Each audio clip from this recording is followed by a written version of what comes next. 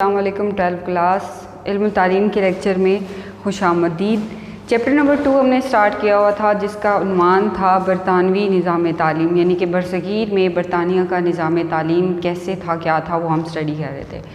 तो इसका एक फ़र्दर टॉपिक हम आज स्टडी करेंगे जिसमें ये है कि चार्टर एक्ट क्या था और वो कब लिया गया था और उसके अंदर क्या क्या उसके रूल्स रेगुलेशन थी और कौन कौन सी पेशकश थी जो कि गवर्नमेंट को दी गई थी। अब ये चार्टर एक्ट जो है ये काफ़ी लेंथी है, तो इसके 2 पार्ट्स में इसको डिवाइड किया गया है। आज जो हम करेंगे वो लेक्चर नंबर 1 है, नेक्स्ट हमारा लेक्चर नंबर 2 होगा जिसमें हम चार्टर एक्ट को एंड करेंगे।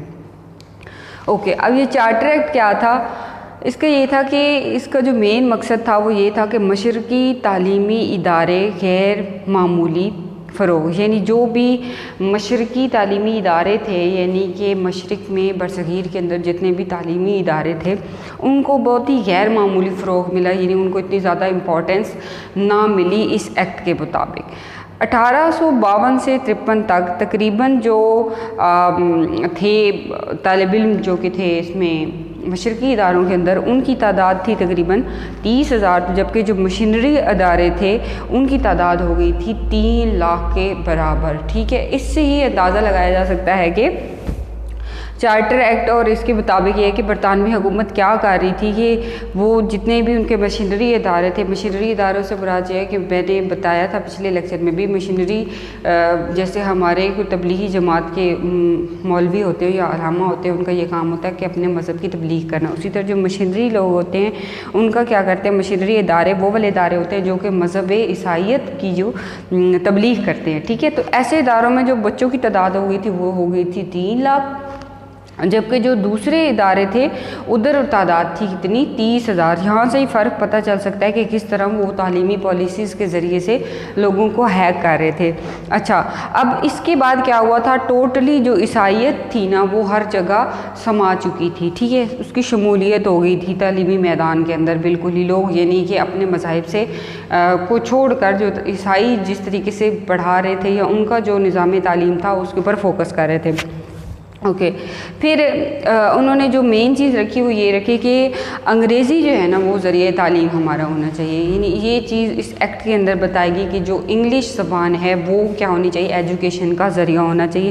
यानी उससे पहले जितनी भी लैंग्वेजेस थी, हिंदी हो गई, फ़ारसी हो गई, अरबी हो गई या उर्दू होगी, उनको ज़रिए तालीम में इस्तेमाल नहीं किया जाएगा। ठीक है, और इस तरह क्या हुआ, ये सारी बातें जो हैं यानी कि इतने मतलब 3 लाख लोग जब एक इदारे के अंदर आ गए हैं और उसकी निस्बत जो दूसरे हैं वहाँ पे सिर्फ 30,000 तलबा हैं, तो उस हिसाब से क्या हुआ, आहिस्ता आहिस्ता क्या हुआ, वो अपने मकसद में कामयाब होते चले गए और ईसाई मज़हब की मकबूलियत होती गई, यानी कि बहुत सारे लोग ईसाई मज़हब को कबूल करने लग गए। ठीक है, क्योंकि उनका मेन दरमियान में ये मकसद था ना कि वो अपने ईसाई मज़हब को फ़रोग़ करें, अपनी मगरबी तालीम को जो है फ़रोग़ करें ताकि लोगों को ब्रेन वाश हो जाए और वो उनके अंदर अपने मज़हब को घुसेड़ कर अपने मज़हब की तरफ लेकर आ जाएं, लोग हिंदू और मुस्लिम मज़हब को भूल जाएं।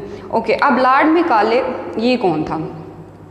लॉर्ड मैकाले जो थे ये 1833 में सुप्रीम काउंसिल मेंबर के तौर पर सिलेक्ट हुए थे और फिर उनको पब्लिक इंस्ट्रक्शन कमेटी के सेक्रेटरी के तौर पर इंडिया में लाया गया, यानी कि बरसगीर में लेकर आया गया।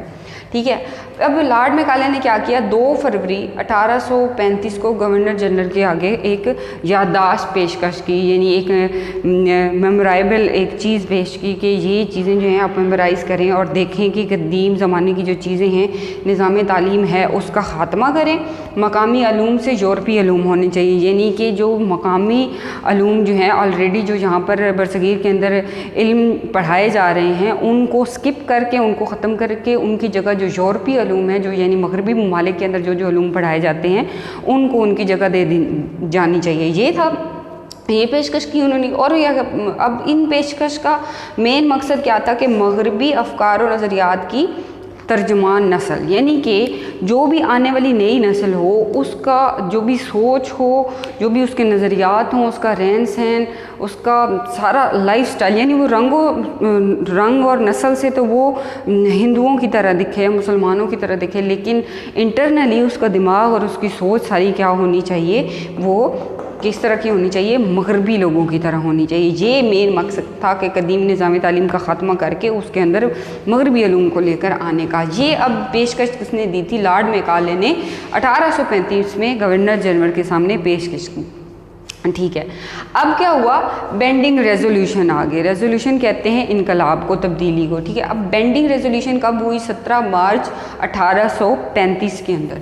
अब इसमें क्या हुआ, इस बेंडिंग रेजोल्यूशन के क्या क्या भी मेन बातें थी जिसको फ़रोग देनी थी, मकसद क्या थे, वो ये थे कि नंबर 1 है कि मगरबी अलूम व साइंस का फ़रोग। पहला उसका मकसद क्या था कि जो मगरबी अलूम हैं, मगरबी साइंसेज़ हैं, वो पढ़ाई जाएँ लोग बच्चों को और उनका ही फ़रोग किया जाए।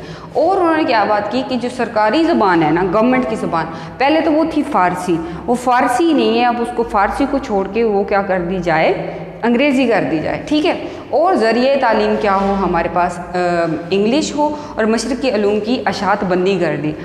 यानी कि वैसे तो अगर वो कंट्रोल ना कर पाते, उन्होंने क्या किया कि जो मशरक़ी अलूम हैं जितने भी ऑलरेडी बरसग़ीर में पहले अंग्रेज़ों के आने से पहले पढ़ाए जा रहे थे, उनकी अशात के लिए जितना भी हुकूमत ख़र्चा देती थी ना, उन्होंने क्या किया, वो माली इमदाद बंद करवा दी। ठीक है, अब ये क्या हुआ, बेंडिंग रेजोल्यूशन में हुआ, जो कि 7 मार्च 1835 के अंदर पेश आई।